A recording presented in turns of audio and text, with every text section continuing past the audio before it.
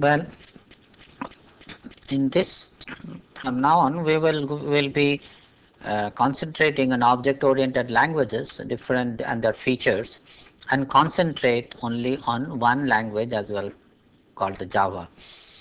Now, there are several object-oriented languages which have been introduced over the years. Some of which are Smalltalk. This was developed at Xerox. C++, which is an extension of C, and probably one of the most popular object-oriented language. IFL, Clause, and the Java. As I said, that we will concentrate mainly on Java, and we'll also see what is this difference with a language like C++. The language, before we go to the specific language like Java, let us look at what are the features of the object-oriented language, or that all the object-oriented languages are. That is, what are the basic features that each object-oriented, not the object-oriented language should support. So, the features supported in object-oriented languages, first of all, one must look at what is the class definitions. We have seen that the concept of the class plays a very important role in object-oriented systems design, and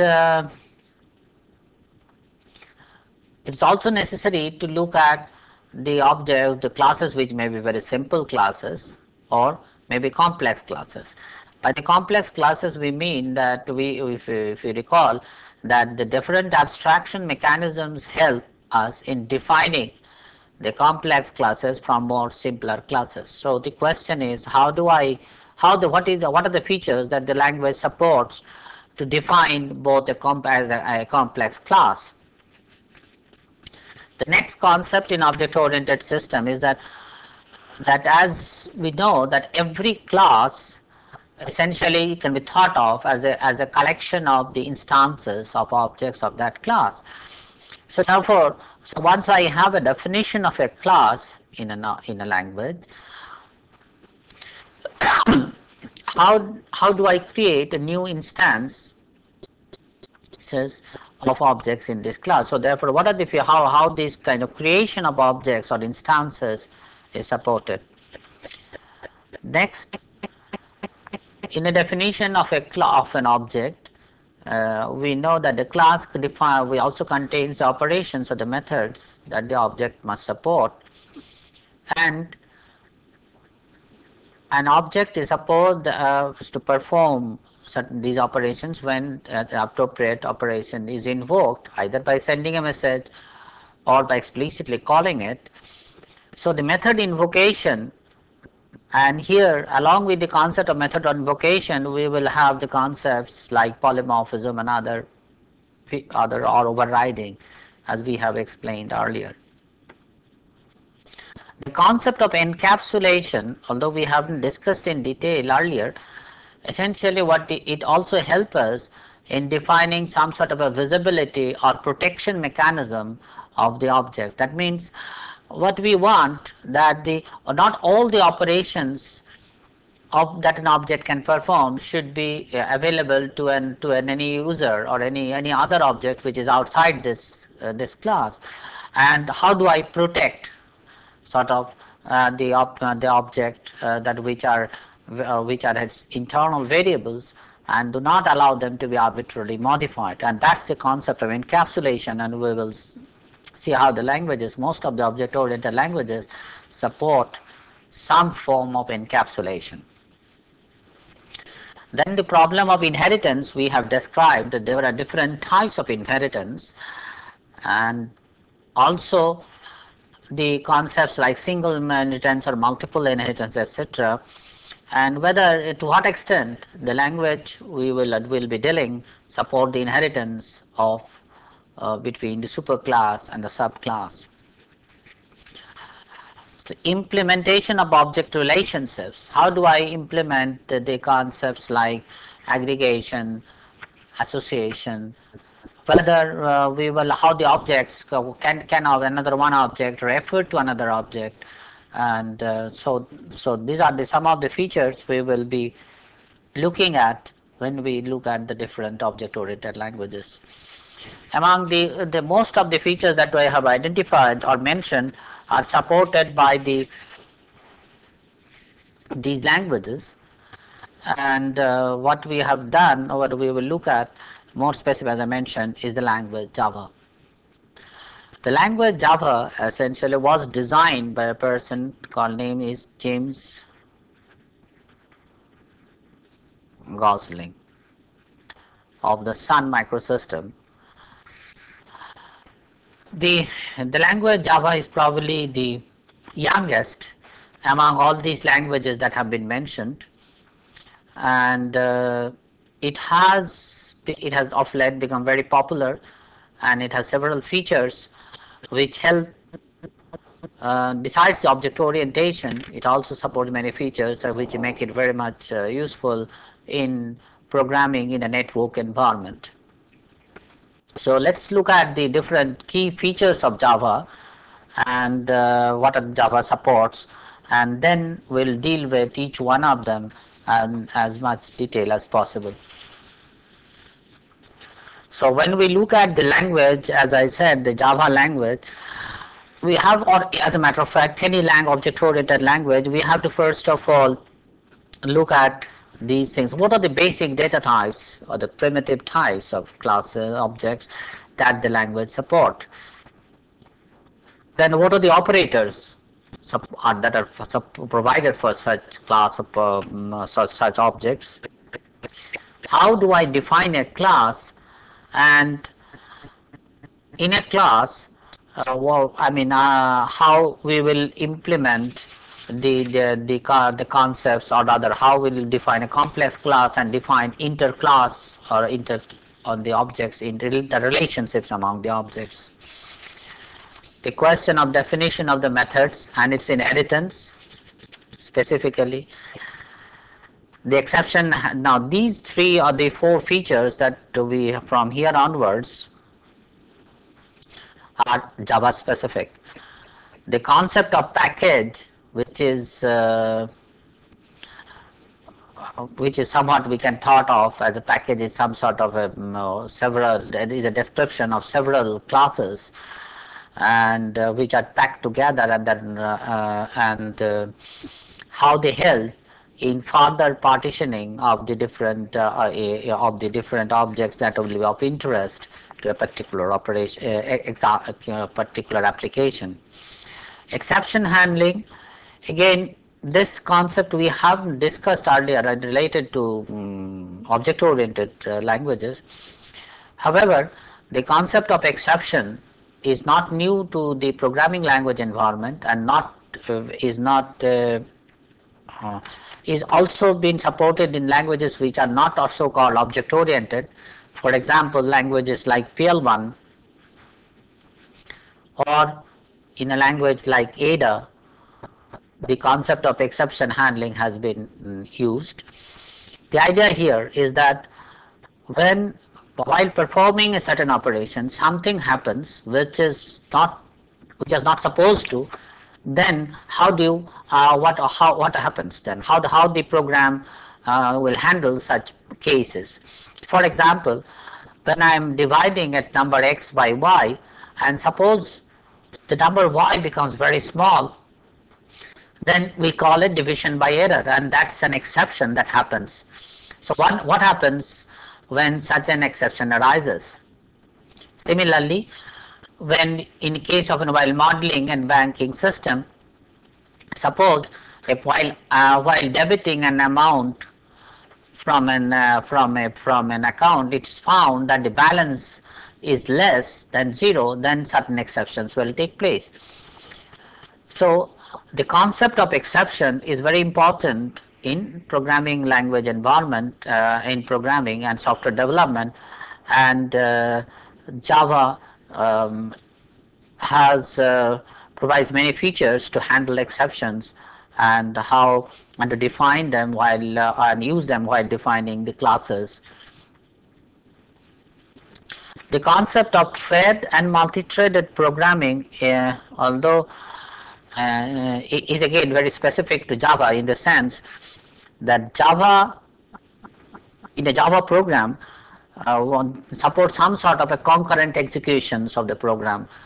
The idea of thread and the concept of the process and the thread is probably brought from the operating system. The people that are exposed to operating systems should have no problem in understanding the concept of process.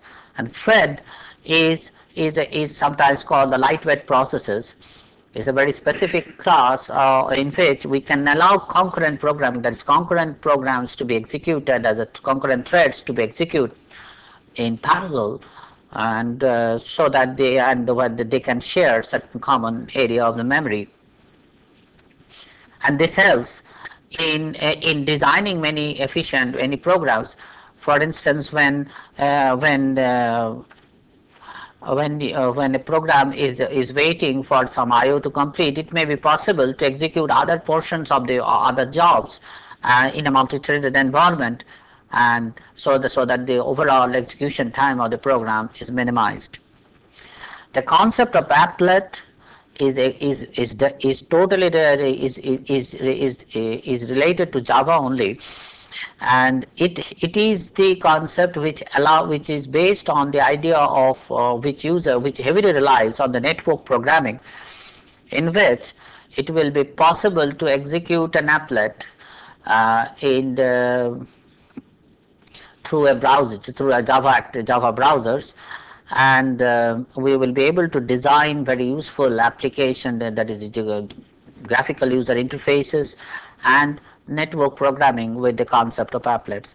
So now among these in our talk, what we will do, we will, in the first part, we will confine ourselves to these up to the basic definitions of the class, methods and inheritance, what we have discussed, exception handling, what we have discussed so far. Afterwards, in the later part of this course, we will look into these features in more detail, because the idea of the thread and multi-threaded programming requires more elaborations, and similarly the applets and the concepts of the sockets will also have to be introduced. So these will be taken up after we finish up the entire modeling, Java modeling with basic features of Java, and then some of the lectures that will be delivered by my colleague on object modeling and UML and these things.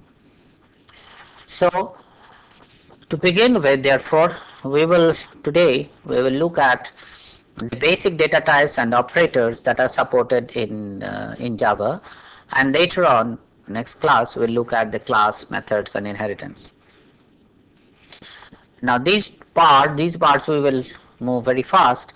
The reason is that we'll assume the person attending the course are already exposed to C or some languages like C++, C or C++, and especially those who have been exposed to C or C++ will find the constructs of Java. Some of these constructs of Java are quite similar, or almost very much almost one-to-one correspondence exists with the features in C, and therefore we will not go into the details of basic data types and operators in Java, and the reader or the students will be requested to brush up their memory on C and or C++. So therefore, what we would do now, begin with the simple data types in Java. As I said, that the syntax wise, these are the syntax of the Java are very much similar to C or C++. So like we can define a variable x of type integer, and an integer x will be treated as a signed 32-bit number. A long integer will be 64-bit. A byte will be treated as 8-bit signed, and short. Some of these qualifiers are available in C only. The byte as such was not defined. Similarly, in floating point numbers, we have float and the double. These two types of data types are available in C. And character, here we are using 16-bit character. This is where the difference with C comes. C normally uses 8-bit. These use 8-bit characters. And another feature which distinguishes Java with the C is the concept of the Boolean data type. In C, no such Boolean data type was available, where the true or false were treated as integer values, having value integer numbers having value greater than 1 or equal to 0. So as one can see, the basic data types supported in Java are very much similar, both in terms of its declarations, way we use syntax, and the way we internal representations we are doing. That is, the sizes are also sometimes very much similar, but some differences do exist, like in case of a car. Otherwise, the features are very much similar. Next, the scope. The concept of scope in Java is also very much related to that in C. Like in C also we say that the scope of a variable is the block or the functions. In C functions, here we call the method definitions, as we'll see, and on top of it we have the concept of class. So any variable defined in a class will be visible, with scope will be within the definitions of the class. It is possible to typecast the variables like in C. For instance, we have an integer a and byte b. We can typecast a and make this assignment in as in C.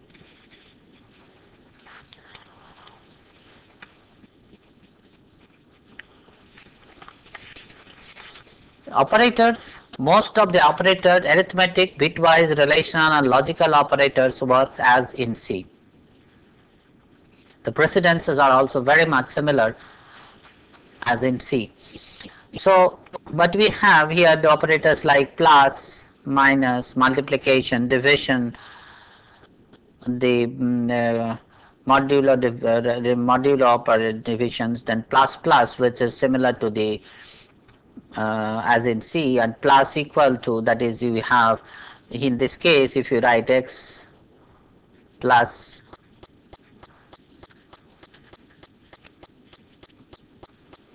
two, meaning that increment x with the with 2 and assign it to x. Similarly, the bitwise operators we have here, there are few bitwise operators, some of which are, that is, the negation and the or. Then we have the shift operators, that is, this is exclusive or, and then shift operators, the left shift and the right shift. This is and, this is similar to this and equal to, that assignment or an assignment and exclusive or. And then this is new operator that is coming, shift right with 0 fill. So therefore, suppose we perform a shift right operations with numbers, say we have 1 0 1 0, then it will do, it will shift right with, say, if we shift it with, say, 4 digits or 3 digits, then it will shift the numbers to the right with filling up these positions with this part with the 0 values. Relational operators. Now here is a difference with what we had seen in C. Since in C there is no concept of the Boolean data type, the relational operators, when we compare the two variables or two variable with a constant, the result was either an integer which was 1 or 0. Like that, we can make this will return a Boolean data type. Say for instance, in this case C will be assigned value true, whereas because A is 6 and in case if A was, say, B equal to was 8, then this will be assigned the value false. The multiple the assignment operators, we can assign values to the variables x equal to y equal to z, and this can be cascaded in the sense that we will first z will be getting value 200, which will be assigned to y, and then which will be assigned to x. So multiple assignments. So this operator also behave exactly as in C. The conditional operator again is used in C, and which says that if the expression 1 evaluates to true, then perform this of expression 2, else perform the operation expression 3. So here also the syntax and the semantics of the operators are almost similar or as similar to that in C. The next concept is the concept of array. Now here again the array can be declared as similar to in C, that int month. Then when we say, but here unlike in here we can allocate declare an array with no dimension, that is the number of elements in the array not fixed to begin with.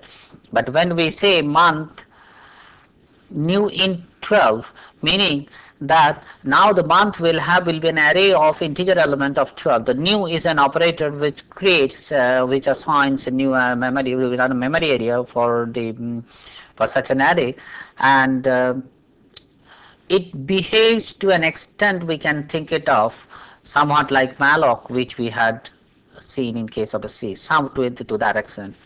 Like for example, in integer int matrix, we can define new int 56, meaning that you are creating a two-dimensional array of size having five rows and the 6 columns. However, note that the way we are denoting the array or array elements are similar to in C. Moreover, as we will see that the arrays will behave, that is the operations that will be have the behavior with the arrays, that means how the arrays are passed from one function to the other. It will be very much similar to as the way we do with the classes, so that they will be passed by reference in the sense that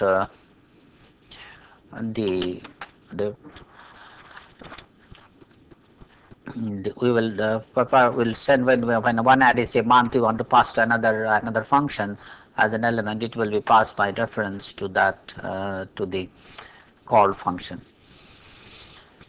The next construct will deal with arrays when we will see the examples with arrays later on in more detail.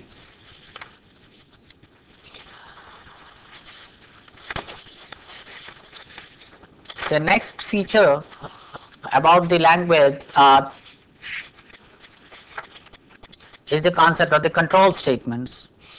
Again, if you recall the control statement in C, this feature is almost similar. So what we had, if you have a condition, if condition holds, then the statement execute statement 1, else execute the statement 2. Example then, and also the statement, the if statement can be nested. Like for example, if x equal to 20, now if x is 20, then this will be executed. Then it will test that if y equal to 40, z equal to 2, else v equal to 5, where I assume that x, y, v, etc. are all integer variables. And if else, if x is not 20, then we'll have z equal to 4. So this is a nesting of if statement. So here is an if, this is inside, this is the inside this if statement. And again, as one can look at, the syntax is very much similar to that in C. And one can go into the as many level of nesting as possible. And however, when we come out of the nesting, you will go from the innermost block to the next higher level block.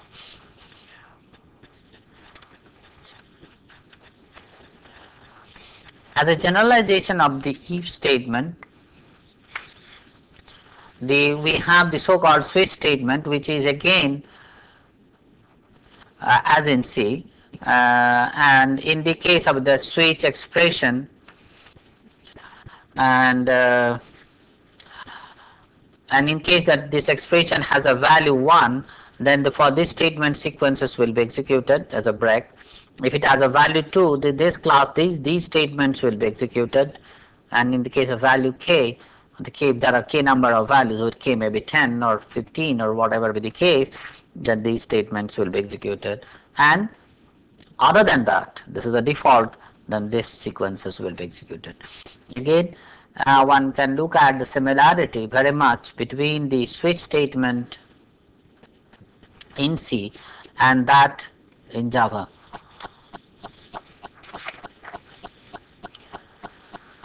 The next, for loops, again if you recall that C supports three types of loop. While this condition is satisfied, the body of the loop will be executed. Do while, in this case the condition will be tested at the end after execution of the first body. And then we have the for statement, which is the first is an initialization part. If you remember, for I equal to 1, I less equal to 1, then the condition is less than equal to n. So something like for I equal to 1, I less than n, one can have plus plus I, and then one can write whatever the loops you want to execute here, and like we can perform the addition of an elements of an array for where I is the index of the elements, or do any other loop as we like. Now here also the syntax is same, exactly similar that in C. On the other hand, only difference that one should observe that in case of a while or conditions, this condition will evaluate to a type or data type or Boolean data type, and so therefore it will be true or false. But as in C, it was greater than the 0, or that is not equal to 0 or equal to 0 or equal to 0 for true or false cases. The loops can be nested, and so we can have a situation like this. While condition 1, then inside it we can have do while condition 2,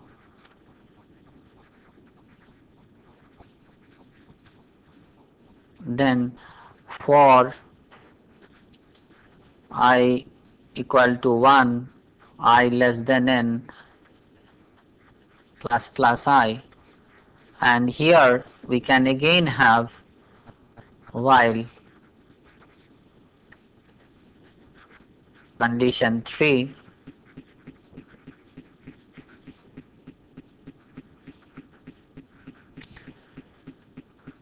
so we can see here this is the level of nesting. This is the first level,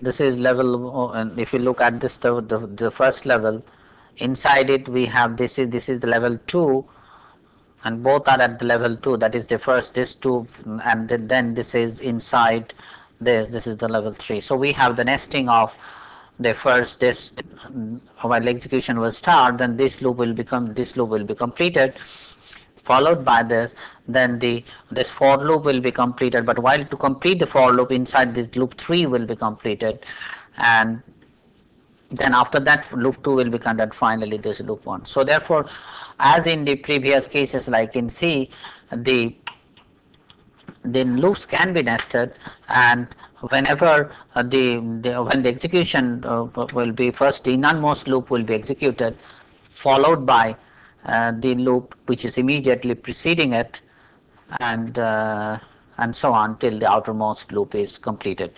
So this is the way the nested loops are executed, and that is the same type of approach followed in C or C++. However, it is possible to come out of the loop from the one loop, so using some break statements that we have seen and in C. So therefore, what we have seen here so far is that the last one, that is the type of statements that we look at, is the jump statements, which we have. There are few jump statements. The Java does not support go to or go to type of construct, since we know that Java the go-to creates a problem, and it's not very recommended if you want to develop a structured programming approach, follow structured programming approach. And however, to come out of the loop, that is come out of a loop, as in C we support the break statement, which is to exit a loop, continue statement to stop processing the remainder of the loop body. That means if I introduce continue here, for instance, at this stage, then it will come out of that the remainder part of the loop body and returns from a method.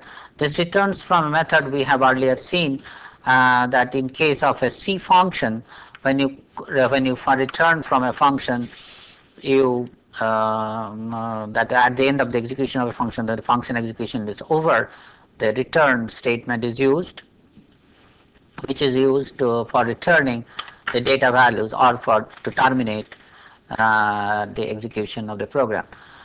So what we have seen, therefore, that these, though I have gone a little bit fast, the reason being that these features of Java are quite similar to that of C, excepting that we are using the concept, the words like new for declaring an array or creating an array of size certain dimension, and we have introduced new operators, new data types called Boolean, and the concept of Boolean which was missing in C.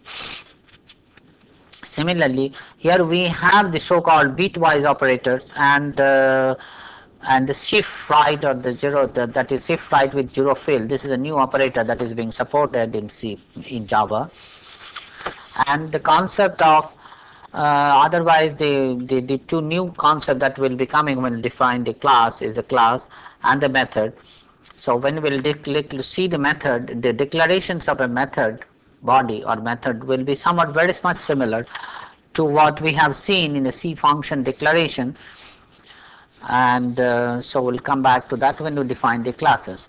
So what we have seen, as we look at very quickly in the case of recapitulator, what we have seen with the help in the Java, is that the Java, these two are very much similar to what we have learned in a standard programming language like C earlier, and also being used in C++. The main component so far, in fact, we haven't discussed anything of what we are so-called object-oriented object-oriented specific.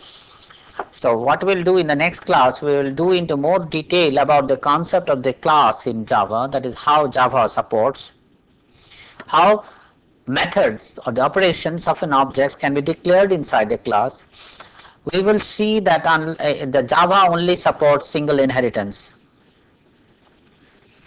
So unlike